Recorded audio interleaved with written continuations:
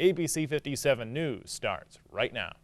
Covering South Bend, Elkhart, and all of Michiana, this is ABC 57 News at 5. This morning, cold temperatures will make you want to grab a hat and gloves before heading out the door. ABC 57 is tracking those frigid temps for you and your family. We'll let you know just how cold it is in your neighborhood. Plus, a live look this morning out of South Africa, where thousands, including President Barack Obama, are paying tribute to former South African President Nelson Mandela. And a shooting overnight in Mishawaka. How many suspects police say are still on the loose this morning? Good morning, Michiana. Welcome to ABC 57 News. I'm Emily Pritchard. We've been following those new and developing stories overnight. But first, ABC 57 is tracking frigid temperatures outside this morning.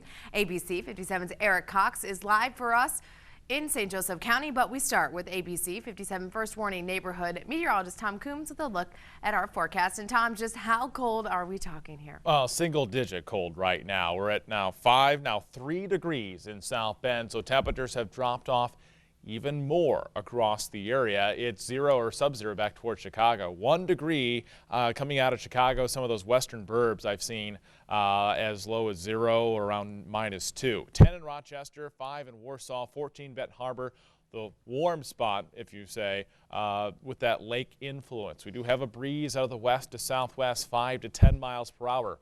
What this means is that the wind chill is sub-zero. It feels like -10 in South Bend, feels like -6 in Goshen. Again, you start to get into that dangerous, again, at least hazardous when you're talking about this cold if you're not bundling up. You've got to cover the fingers, you've got to cover the ears, and dress warm today. The cold continues, but I'll talk about a warm-up and our next chance for snow, at least as we go into tomorrow in your ABC 57 First Warning neighborhood weather forecast. Emily?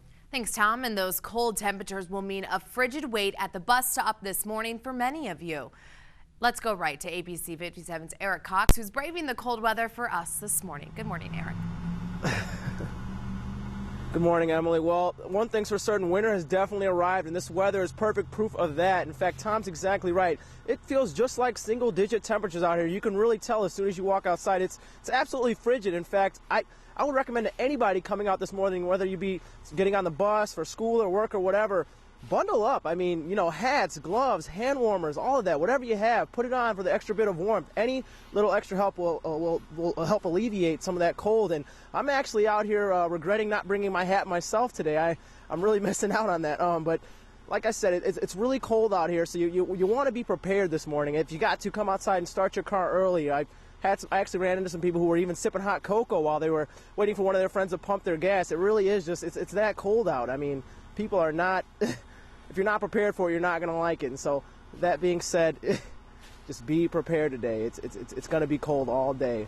Live in Mishawaka, Eric Cox, ABC 57 News. And right now, the world is remembering South Africa's first black president, Nelson Mandela. Crowds have filled up in the FNB Stadium in Johannesburg for today's memorial service celebrating Mandela's life.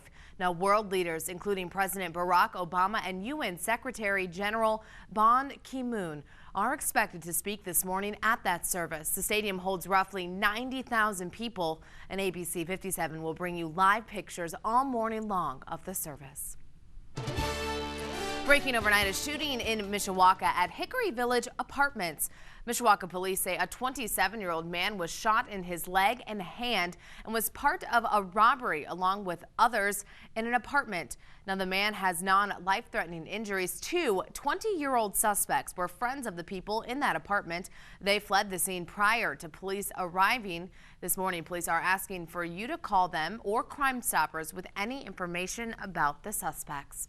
The St. Joseph County Fatal Alcohol Crash Team is investigating a deadly crash at the corner of Ironwood and Ridgedale. That happened late Saturday night. Police say a car with 4 people smashed into a truck, then hit a utility pole and tree. That caused a brief power outage to the block. 2 people died from their injuries in that crash, while the 2 other passengers were hospitalized. Well, a historic house in New Carlisle has been destroyed by a fire, leaving a family without a home this morning. That fire happened yesterday while crews battling flames for a few hours. Now, the chief told ABC 57 that home is well over 100 years old and was built with ash wood. Now, no one was hurt in that fire, and investigators told us a wood-burning stove is likely to blame.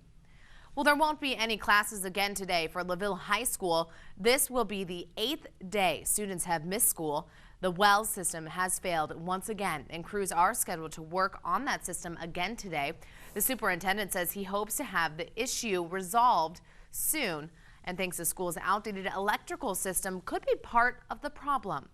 Well, a twist in the courtroom yesterday when an Elkhart man pleaded guilty to 2 murder counts at the very last minute. 23-year-old Richard Gross's trial was scheduled to get underway with jury selection yesterday, but there now won't be a trial since Gross pleaded guilty for his involvement in a double shooting at Soleil's Market in September.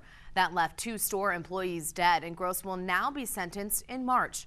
The trial for the other man involved is scheduled to begin in February.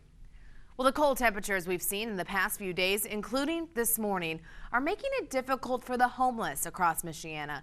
ABC 57's Alexander Cohen reports on one man's journey to make a difference in the homeless community. When freezing cold temperatures hit Michiana, it can be dangerous for those who don't have a place to call home. One man in Napanee is bringing blankets and sleeping bags to the homeless who live in tent cities in Goshen. Even one blanket, we feel, can sometimes save a life. Sleeping bags, blankets, and coats. 3 things John Schaefer keeps in his storage so he can be ready to hand them out at any time. At night, a lot of times they're on their own. All alone, he says, sleeping on the streets, in tents, and city sidewalks, anywhere they can find shelter from the frigid temperatures. Probably a few thousand homeless people, many of them disabled, some veterans, some in wheelchairs. Since dedicating his retirement to serving the homeless, John has supplied 14 local homeless shelters with warm clothing.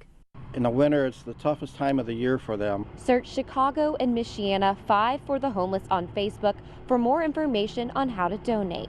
Reporting in Napanee, Alexander Cohen, ABC 57 News. And many in Elkhart have not forgotten Sarah Crane, the girl behind Sarah Strong, who battled colon cancer for many months. Those in her community wore purple yesterday in the wake of the 15-year-old's death Saturday. Visitation and funeral plans have now been announced. Crane's visitation is this Friday from 4 until 8 at Hartzler Guttermuth Inman Funeral Home. That's on Franklin Street. Her funeral is Saturday morning at 10 at California Road Missionary Church on County Road 12 West. New this morning, students from Robinson Community Learning Center will make presentations to South Bend's Mayor Pete Buttigieg today. That will happen tonight at 6 o'clock in the County City Building. Graduate students at Notre Dame developed a 10-week program that involves weekly 90-minute meetings. Now, the students select problems within the city and worked in groups to develop solutions. Also new this morning, investigators are looking into another suspicious fire at the outdoor art project in Detroit. The Clock House caught fire late Sunday night and is part of the Heidelberg project. Now, some residents in the area say they're tired of all of these fires and they never know when the next one will happen. This is the 8th fire in just 7 months at the art display that's been in the works for 27 years. You know, I can see if this guy was doing anything wrong. He's not doing anything wrong. He's helping his community. If you come over in this area, you see it's clean and everything. Last month, the Penny House and the House of Soul were burnt down. Groups are now raising money to increase security at the Heidelberg project. The Detroit Free Press says about $90,000 has been raised so far. Well, the U.S. Treasury Department has sold its final stake in the Detroit automaker General Motors. It now closes the books on the 2009 bailout of the auto industry. The government spent nearly $50 billion on GM, helping it through a bankruptcy reorganization. Now, the government received a 60% stake in exchange for the bailout about 5 years ago. Once the company began public again in 2010, the government began selling its shares. And Hoosiers, listen up. If you receive food stamps starting next month, your monthly benefits will arrive on new dates. That's part of a state law approved earlier this year to improve what is available at grocery stores.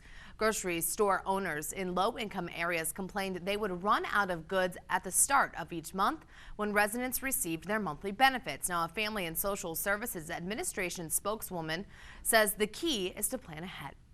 And this morning, new information on the deadly New York train derailment. What officials say wasn't a factor in that crash that killed 4 people. Plus, 5:10. This is a live look out of South Africa this morning, where thousands are remembering former President Nelson Mandela. We will have more live coverage of his memorial service as that continues this morning.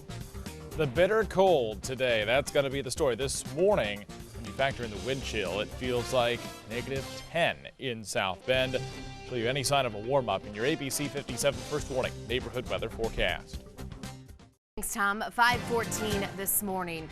Federal investigators say mechanical problems did not cause a deadly train derailment in New York last month. Monday, the NTSB added evidence that human error was to blame.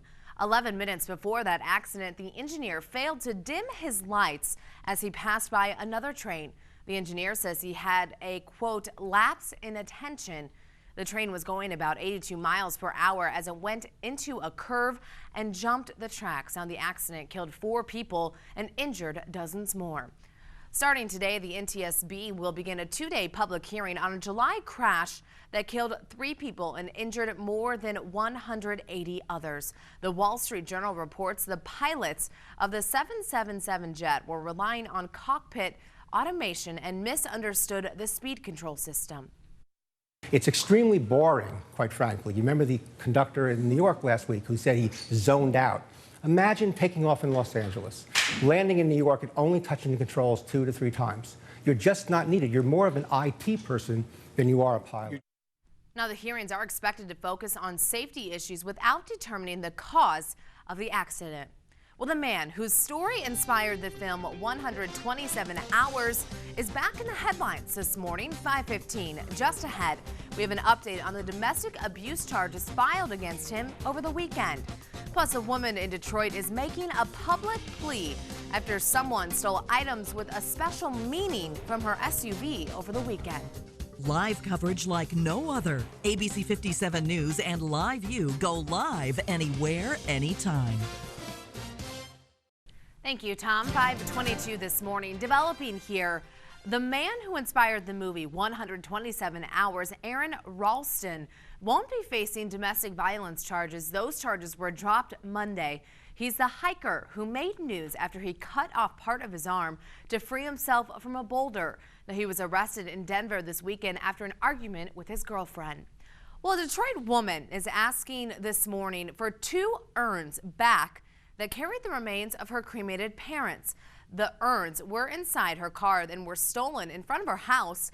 Now, the woman just lost her 2 brothers last year, and her mom and dad died this year. Now, the woman says those urns, along with other family items, were in her SUV Monday morning. Now, police are encouraging her to make a public plea, hoping that helps get them back. Well, it's been 1 year since a 23-year-old Eastern Michigan University student was murdered. Police are still looking for Julia Neiswender's killer, but the university held a candlelight vigil last night. Now, her mom says it's sick knowing the person who did this could still be watching and possibly planning another attack. Now, the cause of Neiswender's death was asphyxiation associated with drowning. Her mom says she isn't giving up hope that police will find her daughter's killer. A big honor for the Chicago Bears head coach, what he was honored with at halftime last night. Those details are straight ahead. Plus, 5:24, we're continuing to follow the latest out of South Africa as thousands remember the former president Nelson Mandela. President Barack Obama, among other world leaders, are there right now for Mandela's memorial service today. We'll be back.